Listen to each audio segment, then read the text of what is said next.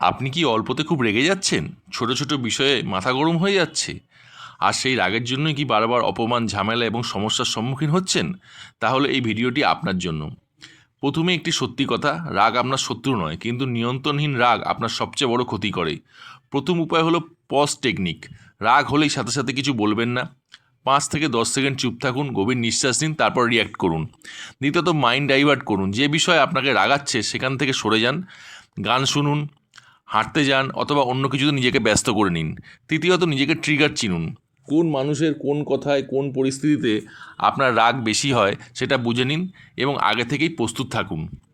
চতুর্থত নিজেকে প্রশ্ন করুন, এই রাগটা কি 5 মিনিট পরে, 5 ঘন্টা পরে বা 5 দিন পরে আপনার কোনো গুরুত্ব থাকবে? বেশিরভাগ সময় উত্তর আসবে না। পঞ্চমত, পরিষ্কার কথা, রেগে গিয়ে চিৎকার করবেন না, শান্তভাবে নিজে কথা বলুন এবং অপরকে বোঝান। এটাই আপনার শক্তি। আর সবচেয়ে গুরুত্বপূর্ণ, নিজেকে কন্ট্রোল করলেই আসল জয় আসে। অন্যকে নয়, নিজের মনকে জিততে শিখুন। শেষে একটাই কথা, রাগের সময় নেওয়া একটা সিদ্ধান্ত আপনার জীবনে অনেকটা ভুল নিয়ে আসতে পারে, আপনার জীবনে অনেক কিছু বদলে দিতে পারে। তাই থামুন, ভাবুন, তারপর কাজ করুন। ভিডিওটি ভালো লাগলে লাইক, শেয়ার এবং সাবস্ক্রাইব করতে ভুলবেন না।